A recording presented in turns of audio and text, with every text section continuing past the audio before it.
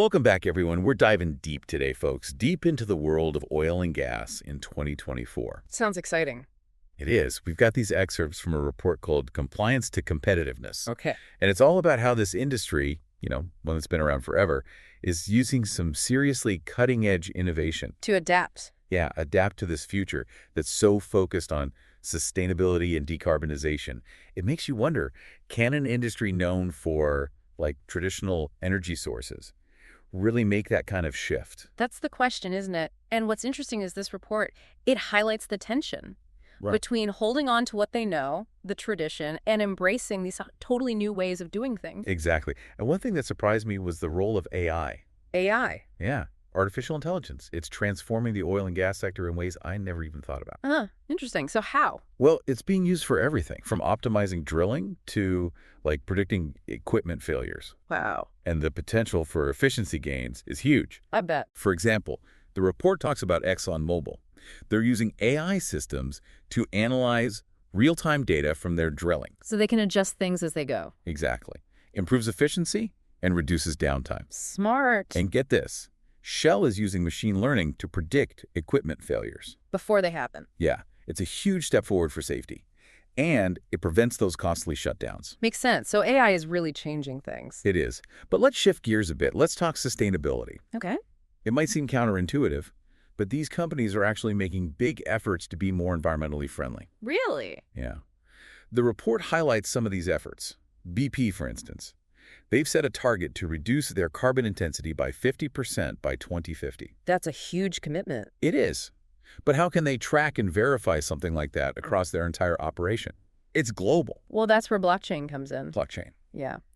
The report explains how they're using it to track and verify the environmental impact of their products throughout the entire supply chain. Extraction, refining, all of it. So that's how they prove their commitment to sustainability, not just to customers, but to investors too. Exactly. It's one example of how the industry is using technology to address some of the challenges they face. So we've got AI boosting efficiency and blockchain ensuring transparency. But what are the big players actually doing in 2024? What are their big moves? Well, ExxonMobil made a splash in October. They acquired Pioneer Natural Resources for a whopping $60 billion. Wow. Yeah. The biggest deal in their history. It gives them a much bigger presence in the Permian Basin. That's a major oil and gas producing region in the U.S. So they're sticking with traditional energy then? It seems that way, but there's more to it. ExxonMobil also committed to net zero emissions in their Permian operations by 2030. So they're trying to do both, traditional energy and reduce their impact. Exactly, balancing their investments. It's a bold move. We'll have to see how it plays out. Absolutely. So ExxonMobil is making waves in the Permian. What about Chevron? What are they up to? Chevron is all about AI, using it for efficiency gains. They partnered with Microsoft Azure, and it's been a game changer, according to the report. Okay. How so? Well, just in the third quarter of 2024, they announced a 15% reduction in drilling costs across their Gulf of Mexico operations. 15%? That's huge. How are they doing that? The report goes into detail about how they're using AI to optimize their drilling. Interesting. And it's not just drilling. Their well planning process is 30% faster now. Plus, they're estimating annual savings of $50 million because of predictive maintenance. Wow, so they're really seeing the benefits of AI. Definitely. These AI-driven efficiencies are a big reason why their earnings are so strong. Even with all the market volatility, their profits are up 8% year over year, just from the third quarter. Now, what about Shell? What are they doing? Shell hit a major milestone in their renewable energy strategy. Ooh. Yeah. They passed 10 gigawatts of renewable energy capacity in August. It's impressive. It's double what they had just 2 years ago. And they're not just dabbling. They're investing in a whole range of projects. Offshore wind farms in the North Sea, solar projects in Texas. I read about their green hydrogen project in Australia. Right. Shell is clearly diversifying, getting ready for a future that's less reliant on fossil fuels. So we've got these industry giants making big moves. But what about the bigger picture? What global trends are influencing oil and gas in 2024? Well, one trend is the surge in demand for natural gas. Natural gas. Yeah. The International Energy Agency reported a 3.2% increase in global demand just in the first 3 quarters of 2024. Way more than they projected. Wow. Why such a big increase? A few reasons, actually. Colder winters in Europe and Asia, so more demand for heating. And there's a rebound in industrial activity in those emerging markets, which also needs natural gas. And of course, natural gas prices are much lower than they were during that energy crisis back in 2022. So it's a perfect storm. You could say that. And the report highlights how this is affecting LNG exports. Liquefied natural gas. It's natural gas cooled down to a liquid so it can be transported. And this demand for natural gas has led to a boom in LNG exports, especially from the U.S. Interesting. So the U.S. is a major player in that market now. They are. It's a big shift in the energy landscape. Okay, so natural gas is on the rise. But we can't talk about oil and gas without talking about oil prices. They've been pretty volatile this year, haven't they? Oh, they have. Brent crude, the benchmark for oil prices, has been averaging around $85 per barrel, but with a lot of ups and downs. And the report says OPEC Plus decisions are a big factor in that volatility. Right. OPEC Plus is that group of oil-producing countries. They coordinate to try to influence global prices. Right. I remember. Well, their decisions have a huge impact on the market. Like that recent decision by Saudi Arabia and Russia to extend their production cuts. Exactly. Saudi Arabia extended their cut of 1 million barrels per day through the end of the year, and Russia reduced their exports by 300,000 barrels per day. They're trying to keep prices up. But I also read about increased production from the U.S., Brazil, and Guyana. That's right. So it's a bit of a balancing act. Lots of factors at play. It sounds like it. So we've got AI, sustainability, industry giants, market dynamics, oil prices. Huh. What's next on our deep dive agenda? Well, let's talk about the elephant in the room. Which is? Decarbonization. How can oil and gas companies keep operating in a world that's so focused on reducing emissions? It's the big question, isn't it? It is, and the report acknowledges that, but it also highlights some of the ways the industry is responding. Like what? One area is investment in carbon capture and storage, or CCS. It's a technology that captures those CO2 emissions from industrial processes and stores them underground, keeps them out of the atmosphere. So they're like trapping the emissions. Exactly. The report mentions some big CCS projects that are already happening. BP and Equinor have that Northern Lights project in Norway. They're capturing 1.5 million tons of CO2 every year. Wow. And what about Occidental Petroleum? They have a direct air capture facility in Texas. That one is removing 1 million tons of CO2 from the atmosphere each year. Those are some impressive projects. But is it enough to really make a difference? They're a good start. But we need a lot more investment in CCS if we're serious about our climate goals. Okay, so CCS is one piece of the puzzle. What else is being done to decarbonize? Well, green hydrogen is emerging as a promising solution. Green hydrogen. It's a clean fuel made from renewable energy sources. It can power anything: cars, trucks, homes, businesses. The report mentioned that a lot of these companies are focusing on green hydrogen, investing in research, partnering with other companies to build the infrastructure needed. It's still early days, but the potential is huge. The report also mentioned that green hydrogen is expensive to produce. That's the challenge, making it more affordable so it can compete with traditional fuels. Governments and industry are working on that, though. Tax credits, subsidies, research funding. So it sounds like we're at the beginning of the hydrogen economy. We are, but it has the potential to really change how we power the world. Think about it. It could be used for everything, even airplanes and ships. It could generate electricity and heat our homes. The possibilities are exciting. So oil and gas companies are facing these big challenges, but it sounds like there are some amazing opportunities too. There are. This energy transition is complex for sure, but it also gives the oil and gas industry a chance to reinvent themselves, to be leaders in building a sustainable future. The question is, will they seize that chance? That's the question, isn't it? It'll be interesting to see how things play out. But for now, let's shift our focus a little. Let's think about the people involved in all of this. Good point. It's easy to get lost in the technology and the markets, but ultimately, the energy transition is about people. It's about the workers whose jobs are tied to oil and gas. It's about the communities affected by energy production. And it's about all of us who rely on energy. Exactly. We have to ensure this transition is fair to everyone.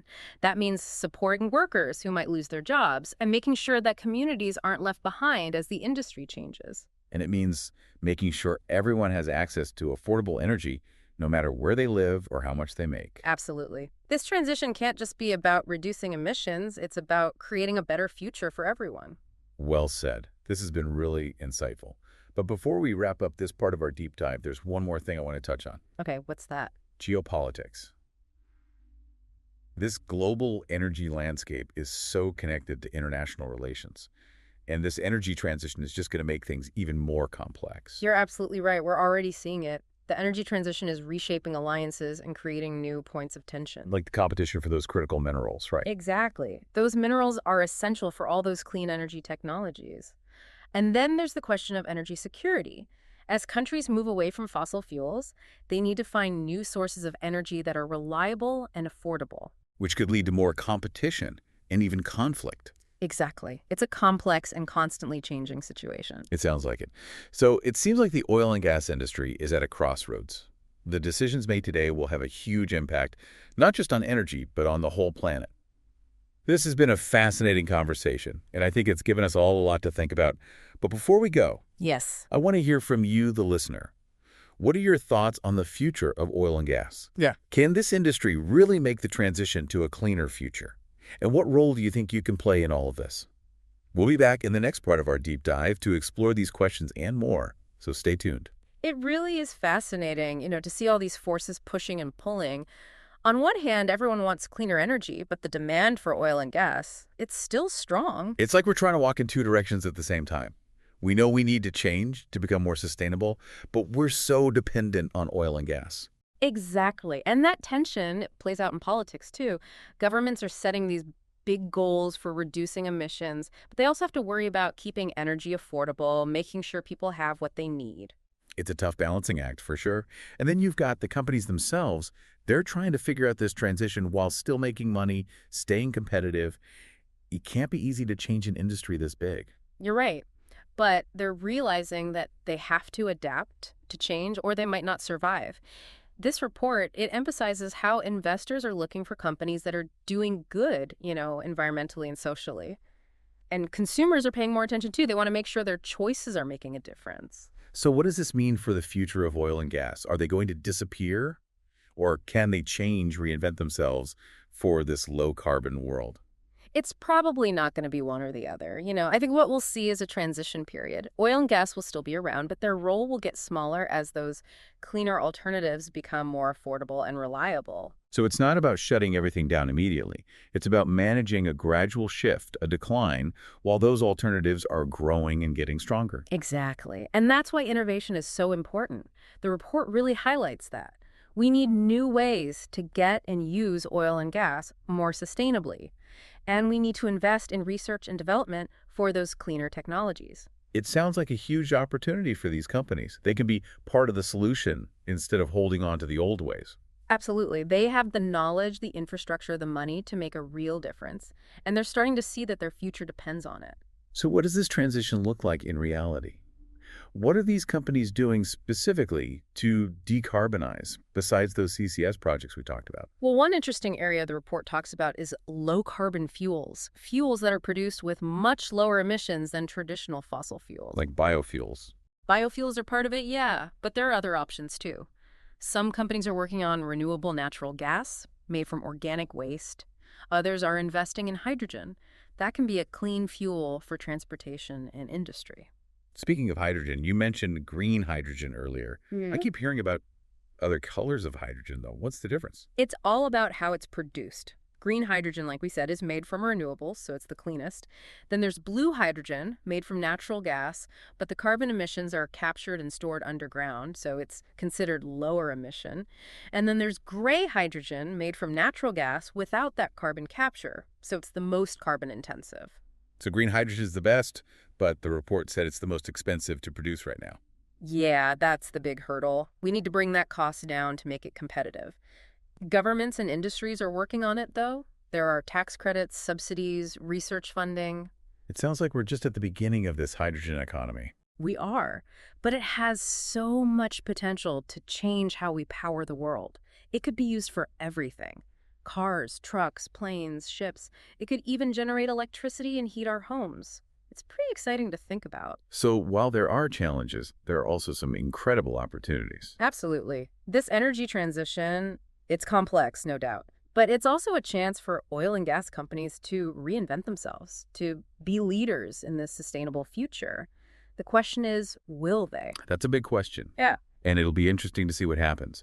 But for now, let's bring it back to the human side of all of this. That's important. It's easy to focus on the technology and the trends, but we can't forget about the people involved in this transition. We're talking about the workers, the communities, everyone who depends on energy. We need to make sure this transition is fair to everyone.